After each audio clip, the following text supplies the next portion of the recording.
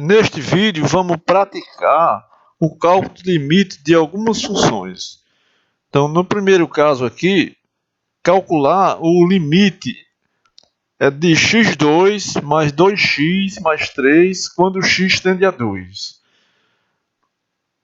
Nesse caso, usamos o limite da soma, que é igual à soma do limite. Então, ficamos com o limite de x2 quando x vai para 2, mais o limite de 2x quando x vai para 2, mais o limite de 3 quando x vai para 2.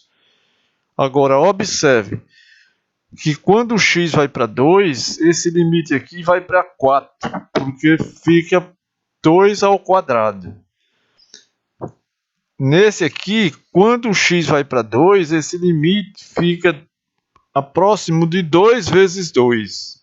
E nesse caso aqui, quando o x vai para 2, esse limite aqui não se altera com o x. Então, ele permanece 3. Então, neste caso, o limite fica 2 ao quadrado, mais 2 vezes 2, mais 3, que é igual a 11. No segundo caso, temos o limite de x2 menos 3 sobre x menos 3 quando x vai para 4. Então, nesse caso aqui, usamos o limite do quociente, que vai ficar o limite de x2 quando x vai para 4, menos o limite de 3 quando x vai para 4, sobre o limite de x quando x vai para 4, menos o limite de 3 quando x vai para 4. Como já sabemos, quando x vai para 4, esse limite aqui vai para 16, que vai para 4 elevado a 4, que é 16. E nesse aqui, o limite não se altera com x, né, que é 3. E aqui de baixo também, quando o limite de x quando x vai para 4 é 4. E o limite de 3 quando x vai para 4 é o próprio 3, porque essa parte aqui não se modifica com o x. Fazendo as contas, você tem 16 menos 3 dá 13 e 4 menos 3 dá 1. Esse limite aqui é igual a 13. No terceiro exemplo, você tem o limite de x2 menos 9 sobre x menos 3. Agora aqui temos uma dificuldade, porque quando x vai para 3, o limite do denominador é 0.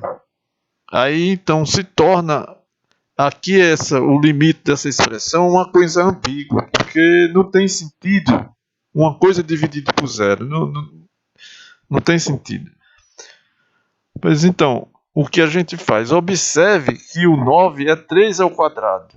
Feito isso, você observa que o denominador da expressão agora é a diferença de 2 quadrados. Então, já sabemos que a diferença de 2 quadrados pode ser fatorada como o produto da diferença pela soma. Isto é, x menos 3 vezes x mais 3, dividido por x menos 3, porque aqui não se modificou, quando x vai para 3.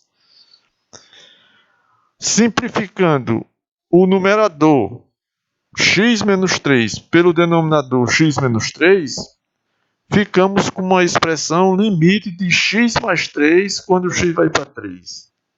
Quando x vai para 3, isso aqui vai para 3, mais 3, 6. Quarto exemplo. Temos o limite de raiz de x menos 1 sobre x menos 1 quando x vai para 1. Neste caso, temos uma dificuldade idêntica à do exemplo 3, porque no denominador, quando x vai para 1, isso aqui vai para 0. E numerador também. Então, o limite se torna sem sentido, uma coisa ambígua. Agora, neste caso, não temos como fatorar aqui. Mas podemos multiplicar o numerador e o denominador dessa fração por o mesmo número. E o número conveniente para se multiplicar aqui é o número que vai tornar isso aqui uma diferença, o produto de uma diferença por uma soma. No caso aqui, você multiplica essa expressão aqui pelo conjugado dela e multiplica o denominador também pelo conjugado dessa expressão. Então, o limite se torna da seguinte maneira: o limite quando x vai para 1 da raiz de x menos 1 vezes a raiz de x mais 1 dividido por x menos 1 vezes a raiz de x mais 1.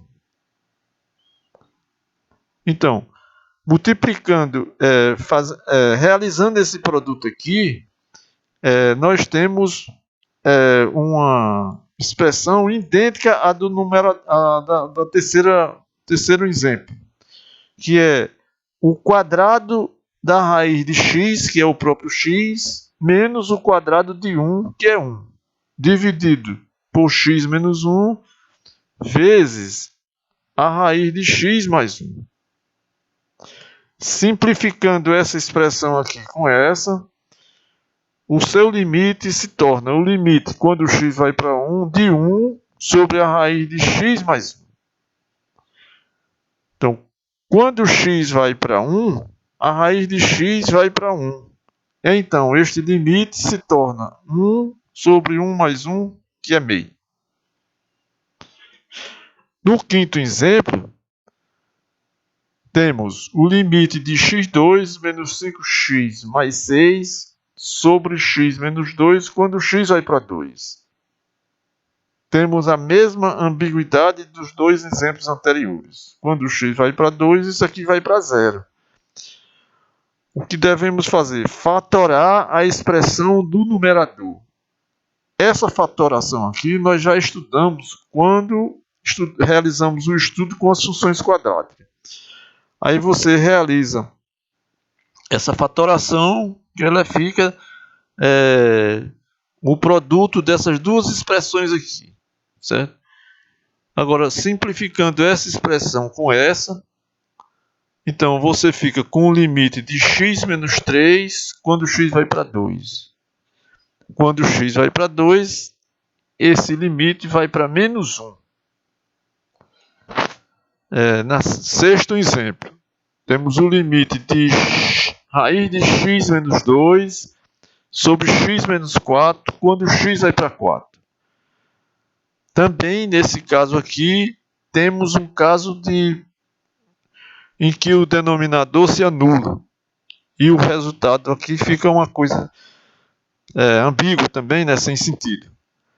Aí, então, para fatorar isso aqui, essa expressão, realizamos uma fatoração idêntica à que fizemos no exemplo 4. Você multiplica e divide pelo conjugado dessa expressão. Então, multiplicando e dividindo essa expressão aqui pelo conjugado dessa expressão, ficamos com a raiz de x menos 2 vezes a raiz de x mais 2 dividido por x menos 4, que multiplica a raiz de x mais 2. Realizando essas operações aqui, isso aqui é o produto da diferença pela soma. Então, fica o quadrado de x, da raiz de x, que é x, menos o quadrado de 2, que é 4. E embaixo você fica com x menos 4, que multiplica a raiz de x mais 2. Você simplifica essa expressão aqui com essa, e o limite se torna simplificado, que se torna o limite de 1 sobre a raiz de x mais 2 quando x tende a 4. Então, quando o x tende a 4, essa raiz de x aqui tende a 2. Aí fica 2 mais 2, 4. Aí o limite fica 1 sobre 4. O sétimo exemplo aqui, nós temos o limite de 5x3 menos 6x mais 1 sobre 6x3 mais 2 quando x vai para o infinito.